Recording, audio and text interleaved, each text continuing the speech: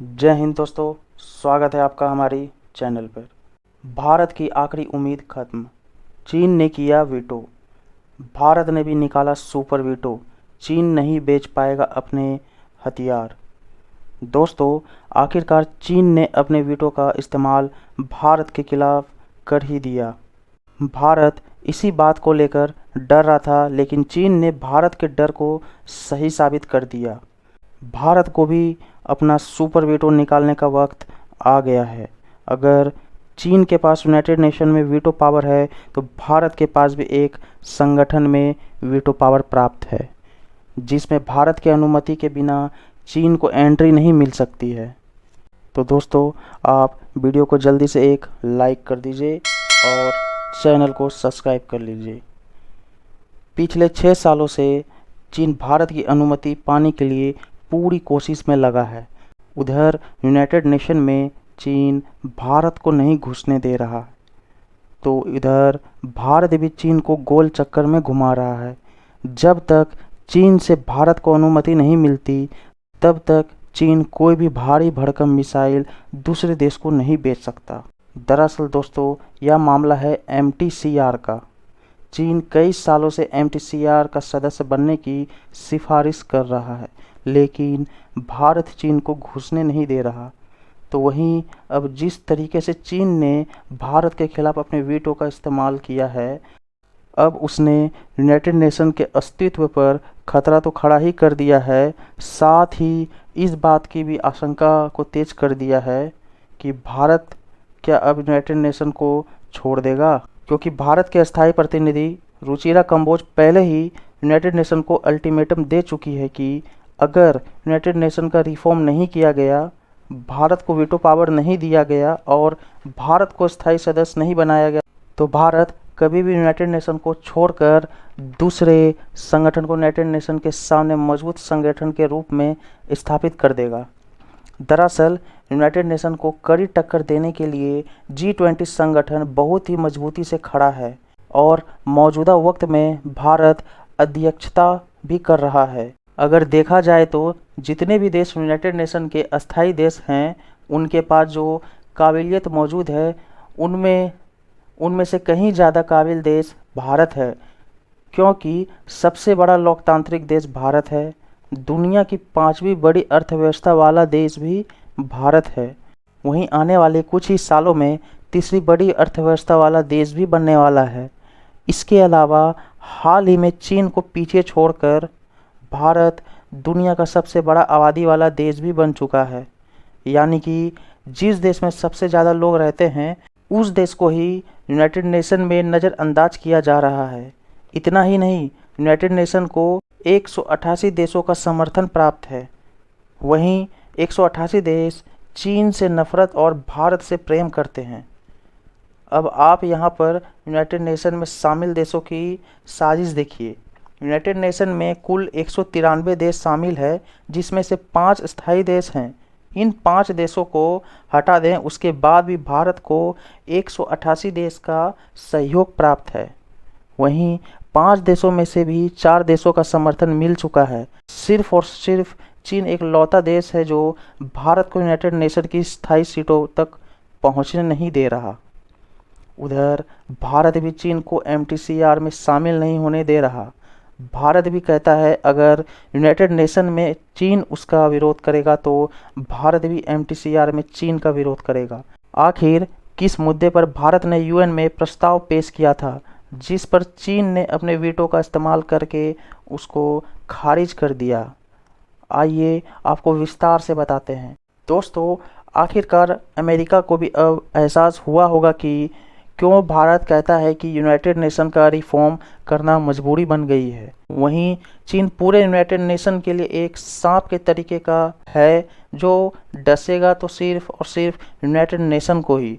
जिस तरीके से भारत और पाकिस्तान में दुश्मनी है, वैसी तरीके से ही अमेरिका और चीन की है। चीन और अमेरिका के बीच सुपर पावर बनने की फाइट चल रही है। चीन अमेरिका को छोड़कर आगे बढ़ना चाहता है। वह एक्सपोर्ट के मामले में भी पहले अमेरिका को पीछे छोड़ चुका है। इसी बात का डर अमेरिका को लगता है कि कहीं चीन उसकी दादागिरी खत्म ना कर दे।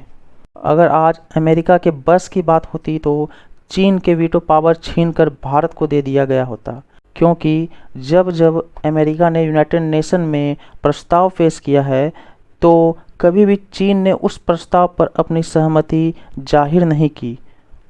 रूस और यूक्रेन के बीच युद्ध शुरू होने के बाद रूस पर दबाव बनाने के लिए अमेरिका की ओर से दर्जनों प्रस्ताव पेश किए जा चुके हैं, लेकिन किसी प्रस्ताव पर चीन ने अपनी सहमति जाहिर नहीं की है। भारत इसीलिए कहता आया है कि यूनाइटेड नेशन के गठन के वक्त परिस्थितियां और आज के वक्त परिस्थितियां जमीन आसमान का फ़र्क है। ऑस्ट्रिया के दौरे पे गए जयशंकर कह चुके हैं, 1945 में बनाए गए नियम 2023 में बिल्कुल भी उपयुक्त साबित नहीं हो रहे हैं, इसीलिए यूनाइटेड नेशन के रिफॉर्म का जल्द से जल्द किया जाना चाहिए। वहीं अभी कुछ दिन पहले भी अस्थायी सदस्य रुचिरा कंबोज ने भी कहा था, जिन कार्यों के लिए यूनाइटेड नेशन का गठन किया गया था उन कार्यों को यूएन कर नहीं पा रहा है, तो ऐसे में यूएन की क्या अहमियत है।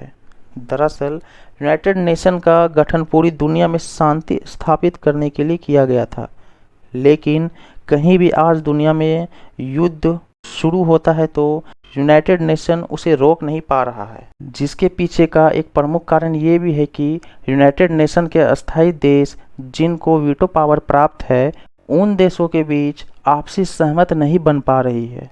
अब अगर 4 देश किसी को आतंकी मान रहे हैं तो एक देश उसे कैसे निर्दोष मान सकता है। दरअसल अब एक बार फिर से भारत ने पाकिस्तान के एक आतंकी को अंतर्राष्ट्रीय मंच पर यूनाइटेड नेशन से इंटरनेशनल टेररिस्ट घोषित करने के लिए एक प्रस्ताव पेश किया और इस प्रस्ताव पर भी अमेरिका ने मोहर लगा दिया, लेकिन चीन ने अपने वीटो का इस्तेमाल करके वहीं पर रोक दिया, क्योंकि चाइना भी चाहता है कि भारत आतंकियों का शिकार होता रहे। इसीलिए वे पाकिस्तान के किसी भी आतंकी के खिलाफ यूनाइटेड नेशन से प्रस्ताव पारित नहीं होने देता। दरअसल बीते कल ही यूनाइटेड नेशन में भारत ने पाकिस्तान के आतंकी रऊफ अजहर के खिलाफ प्रस्ताव पेश किया और उसे ब्लैक लिस्ट में डालने की सिफारिश की।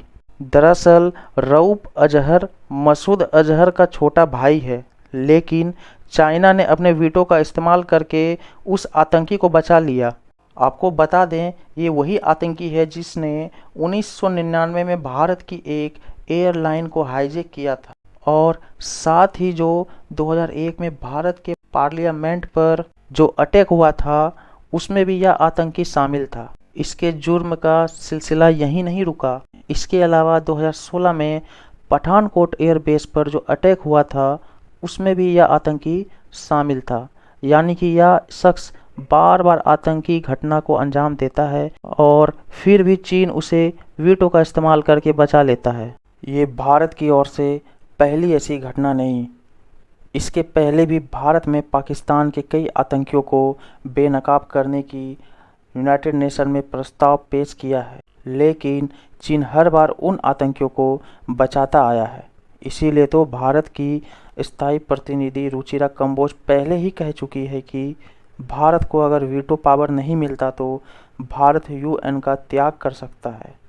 अब जिस तरह से बार बार चीन अपने वीटो का इस्तेमाल अपने आतंकियों को बचाने में कर रहा है, उससे लगातार यूएन की विश्वसनीयता पे सवाल खड़े हो रहे हैं।